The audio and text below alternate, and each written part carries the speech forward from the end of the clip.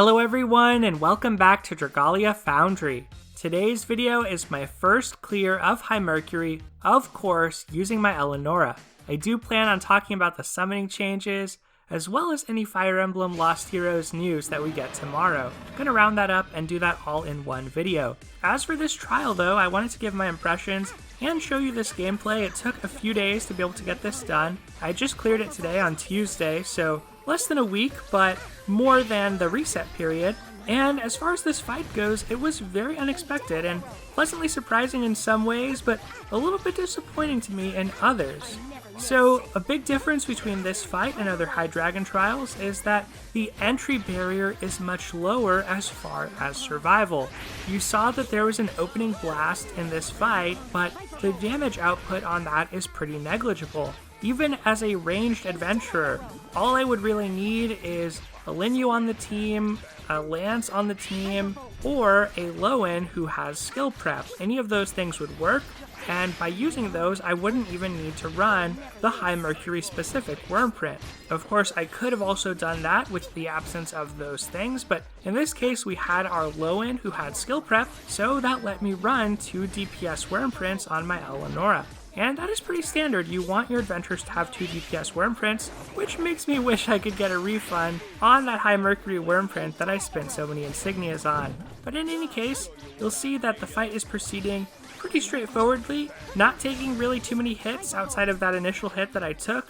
Our Lowen is doing the tough work of baiting those distant spitball attacks, and as well as some of the other attacks like the homing bubble that takes place. And our job is pretty much just to avoid getting hit by whirlpools, stay close, not get hit by any stomps, dashes, or tail swipes, and try to deal as much damage as possible.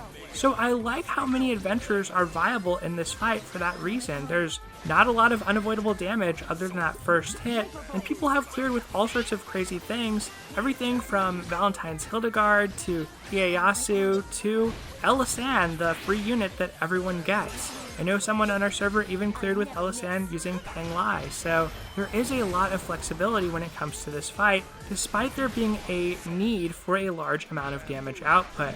Now, the thing that I found kind of disappointing personally was, unfortunately, Eleonora is pretty bad in this battle, and so are most bow units, sadly. That is kind of a tough reality with this fight when I was super excited to have her. I max unbound my Rock and my Strabog just in case. I had my max unbound High Midgard Sormer, but unfortunately without a max unbound Zephyr, I feel like she's really not bringing a whole lot to the table. You may have noticed the ticks throughout this fight of Poison and Bleed, and you really see how far she has been surpassed, with damage per second through bleed units being way better than through poison, especially a weaker poison adventurer like Eleonora. So that makes me sad in some ways that this is kind of a hard carry on Bronzel and on Adis, who are just dealing a ton of damage, and I'm kind of just sitting here trying not to get hit, survive by using my dragons at the appropriate times. Here, we're able to just ignore these rats since we have our dragon ready. We're using the skill to tank the waterfall, and it's pretty much a wrap from this point forward. We just have to break and survive the rest of the battle.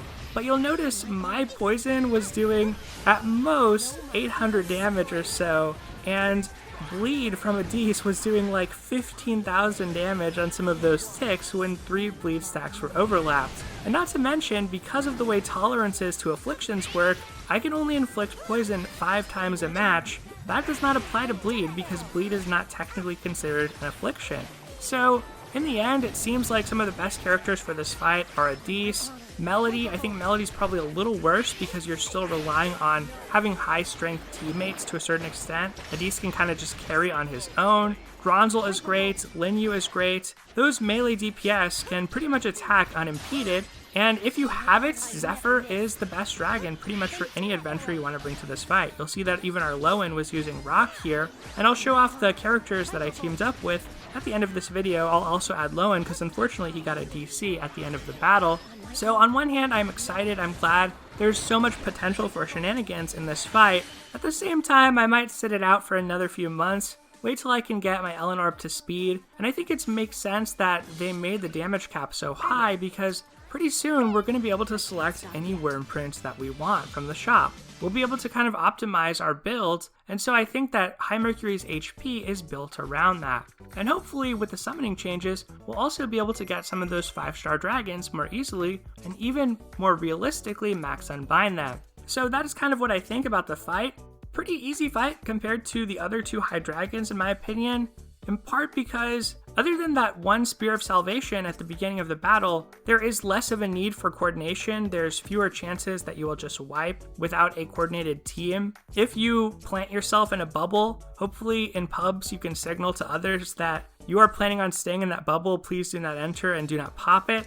Otherwise, you can pretty much just get through the other phases by using your dragons and kind of ignoring those rats altogether. So compared to the other fights in the High Dragon Trials, where there's mechanics like the Chasers where you have to separate, or the Searing Pillar or Tattered Sky where you have to group up, this fight really didn't have anything like that. So it's refreshing that they're actually all original mechanics. At the same time, I think it eases the barrier to entry, and really you're looking at your strength total. Probably want to have around 2500 strength at a minimum if you can afford it. If you're not playing Lowen as a healer, then I think that's probably a good amount. My Eleonora was lower than that. She was at 2.35. And hopefully once I get my max inbound force bonds, start getting up my weapon, that will start to improve. That's what I'm looking forward to once the Wormprint shop opens up this week. I also just need one more Damascus Crystal to get an unbind on that weapon, because my facilities are basically done other than some levels on my Fafnir. There's not much stronger I can make her other than those means and through a 5-star dragon. So it seems like she will probably be a bench warmer for a lot of this battle, as I have had trouble taking her to pubs, having her be accepted. She just doesn't have the damage output that is expected right now for people who are challenging this fight this early. Thankfully, as the game goes on, new facilities are added, new events take place, we get more materials, we're going to get more ingots eventually, and hopefully she'll get to a point where she can reliably clear. Overall, I liked the battle High Mercury, but I'm glad to be able to have completed it, and I'll probably keep doing High Midgard Stormer and High Brunhilde for my weekly clears. I'd love to know what you think about it, if you're planning on challenging it, when you plan to do so in the comments below, what your experience has been like. Otherwise, everyone, thank you so much for watching. Take care, and I'll see you next time.